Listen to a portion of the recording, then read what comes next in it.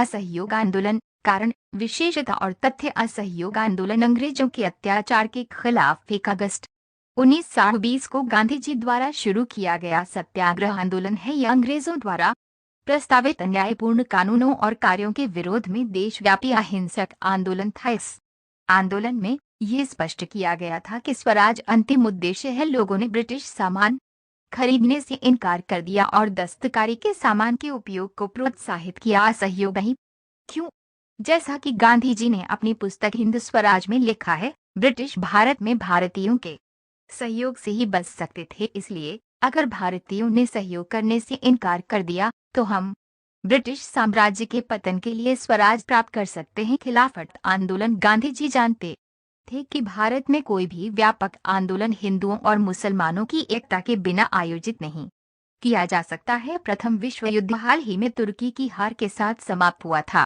Islamic दुनिया के आध्यात्मिक प्रधान खलीफा को मुसलमानों इज्जत से देखते थे। चूंकि खलीफा पर कठोर शांति संधि लागू करने की अफवाहें थीं, खलीफा की शक्तियों की रक्षा के लिए मार्च 1919 में बंबई में एक खिलाफत समिति का गठन किया गया था। इसलिए मुस्लिम भाई मोहम्मद अली और शौकत अली ने ब्रिटिश विरोधी आंदोलन शुरू किया और गांधी जी के साथ एकजुट सामूहिक कार्य की संभावना पर चर्चा की। सितंबर 1920 में हुए कांग्रेस के कलकत्ता अधिवेशन में गांधी जी ने अन्य नेताओं को खिलाफत के साथ साथ स्वराज के भी समर्थन में असहयोग आंदोलन शुरू करने के लिए राजी किया। असहयोग आंदोलन के कारण रॉलेट एक्ट 1919 में पारित रॉलेट एक्ट के तहत अभिव्यक्ति की स्वतंत्रता जैसे मौलिक अधिकारों पर अंकुश लगाया गया और इसने पुलिस शक्तियों को बढ़ाया गया। यह अधिनियम लॉर्ड चेम्सफोर्ड के वायसराय रहने के समय पारित किया गया था, जिसने सरकार को देश में राजनीतिक गतिविधियों को दबाने के लिए भारी शक्तियां दी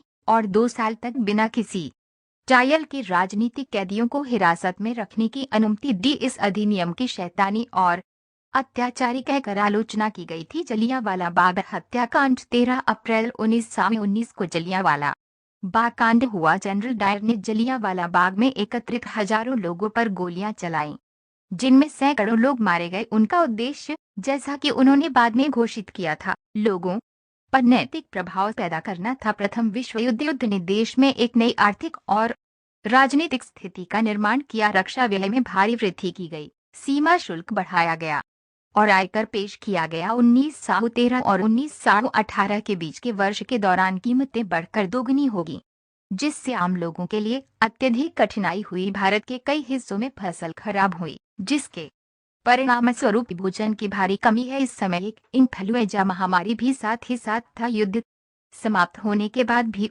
लोगों की कठिनाई जारी रही और अंग्रेजों द्वारा कोई मदद नहीं की गई। असहयोग आंदोलन की विशेषताएं।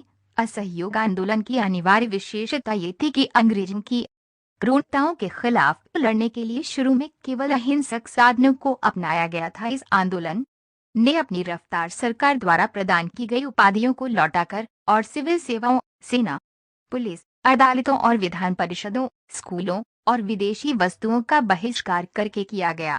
देश में विदेशी सामानों का बहिष्कार किया गया, शराब की दुकानों को बंद कर दिया गया और विदेशी कपड़ों की होली जलाई गई। मोतीलाल नेहरू, CR दास, C राजगोपालाचारी और आसफ अली जैसे कई वकीलों ने अपनी प्रैक्टिस छोड़ दी। इससे विदेशी कपड़े का आयात 1920 और 1922 के बीच बहुत गिर गया। जैसे जैसे ये आंदोलन फैलता गया, लोगों ने सभी आयातित कपड़ों को त्यागना शुरू कर दिया और केवल भारतीय कपड़ों को पहनना शुरू कर दिया, जिससे भारतीय कपड़ा मिलों और हैंडलूमों का उत्पादन बढ़ गया। किस कारण से असहयोग आंदोलन मंद हो गया?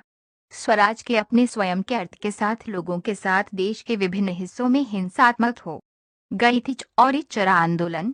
5 फरवरी 1922 को नाराज किसानों ने यूपी के चौरी चौरा में एक स्थानीय पुलिस स्टेशन पर हमला किया। इस घटना में 2 पुलिसकर्मी मारे गए। इस समय किसानों को उकसाया गया क्योंकि पुलिस ने उनके शांतिपूर्ण प्रदर्शन पर गोलीबारी की थी। इसके चलते गांधी जी ने असहयोग आंदोलन को वापस ले लिया।